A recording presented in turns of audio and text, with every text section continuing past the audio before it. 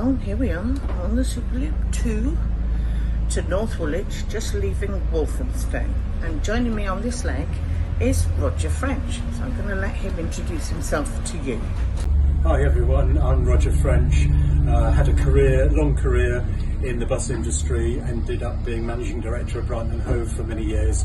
But since retirement, which goodness me is now 11 years ago, I've spent my time travelling around the country on buses and trains and blogging about it as busandtrainuser.com. So, Roger, what was your last bus journey? Tell me about it, please. I do so many journeys on buses now, Claire, more than actually when I ran a bus company. But some that stand out was that during August I took the opportunity to travel on some of the extra routes that were put on for the school summer holiday. Oh, good. Yeah. Interestingly, some of which have been funded publicly, which is actually quite an unusual thing for public funds to go into what are leisure type bus routes. Indeed. To attract people in a school holiday. But one of them two of them were in Kent, one from Maidstone, providing a quicker link to the Blue Water shopping centre. Oh, brilliant. And I think that's good because people without a car, why should they suffer to get to what is, I mean, it doesn't suit my personal shopping needs, but lots of people love to go to Blue Water. It's hugely popular. So you don't go there for the climbing wall then? No, not yet, no.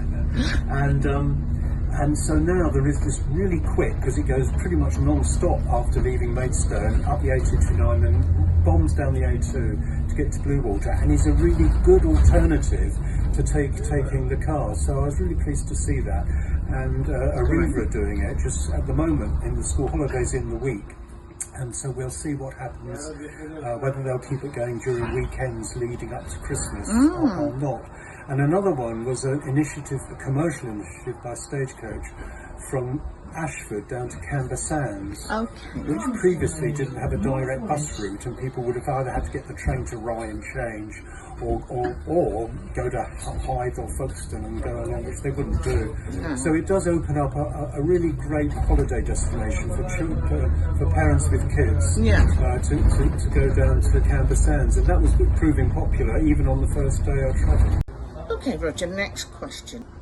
What's the daftest thing you've ever seen happening on a bus or that you've seen from a bus? I'm sure you've been on plenty, so you might have seen some daft things.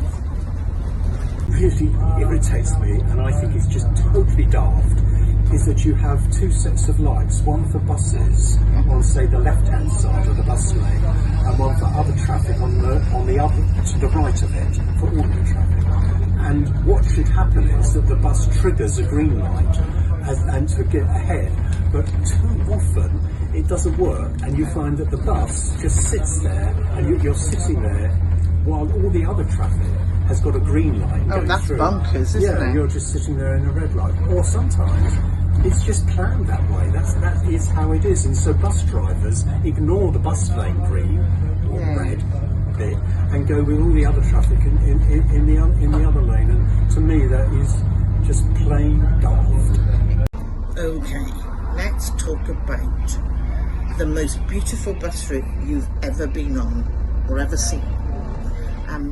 What's your favourite? Good Lord knows you've seen enough of them. You got Claire. I mean, there are just so many, and it's almost impossible to choose one. If I could cheat and do 1.5, go for it. The top one I think probably has to be what is quite a famous route. It's Stagecoach's 555 in the Lake District. Yes.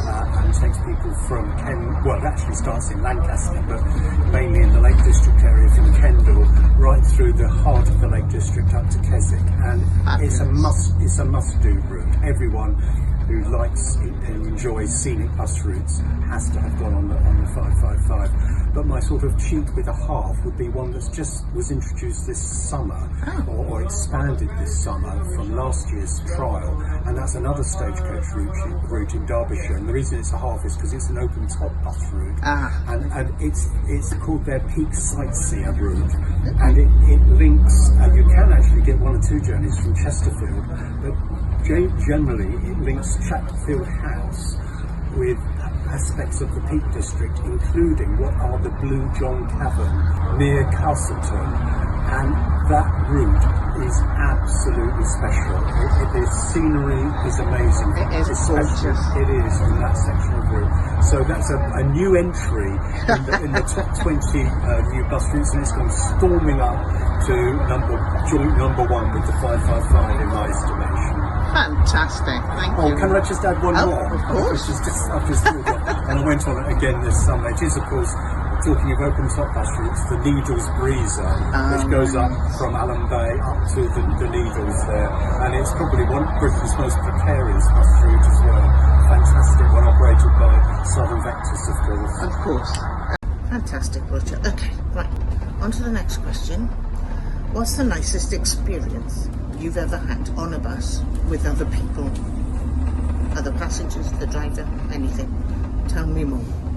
The nicest experience will take me back to my days of being managing director at Brighton and Hove, when I used to make a habit, a weekly habit, of taking some of my colleagues with me out, and we used to spend the morning, usually a Thursday morning, riding round on the network, on the buses, meeting the drivers, meeting the passengers, and it was an absolute delight to do it, and it almost became an obsession.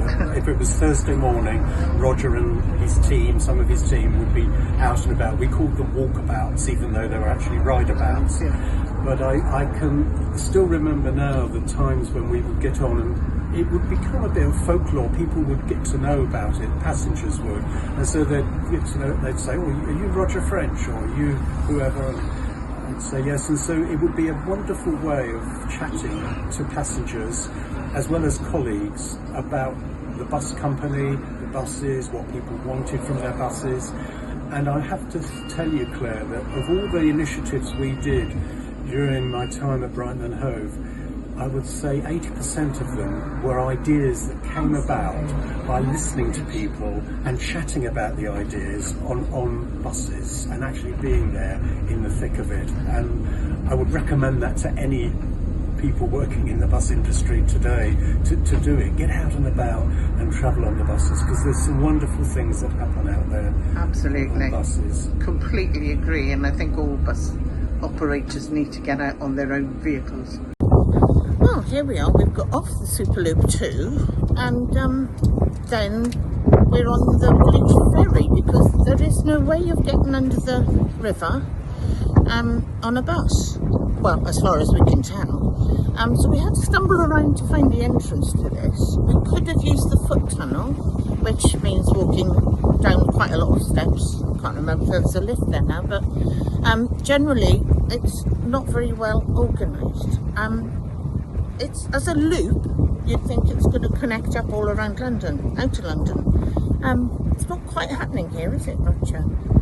So, yes, this bit of the super loop, which name implies it's a sort of continuous circuit, as a loop would be, falls down completely, because not only is the River Thames in the way, which you can bridge as we're doing on the ferry, or go through the foot tunnel at this point in London, but when we get to the other side, the next route, Superloop SL3 down to Bromley, isn't there. That starts a few miles to the east in Thamesmead, so we've got to get another bus that isn't on the Superloop to connect with the SL3. So it doesn't quite work as a sort of brand or a concept. Right, well, we managed to get over to Thamesmead, and we got off the bus there, and the driver was actually quite helpful, unlike the one that we got off before the Woolwich ferry. But anyway, moving on. So we then managed to get round to a bus stop, having a bit of a walk, and thought, right, the SL3 starts from here, and it's a fairly unprepossessing area where you're supposed to pick it up from. But thought, right, okay, let's have a look. And there wasn't one due for 16 minutes, according to the real-time information screen. So we sat there pondering whether to catch a different bus, go further along the route, and we almost did. And then round the corner came an unannounced Superloop 3 bus. So it's, oh, okay, well, I'm glad we didn't get on that alternative route then. So again, we need signage, we need people to turn their transponders on when they're driving the buses, and the transponders need to work so that we don't have to guess what to do next. So we're now on the route coming out of Abbey Wood and heading towards Bromley North, and that will be where we finish up for this session. But thank you very much. I'll let you know what else we find if anything exciting happens along the way. Okay, bye.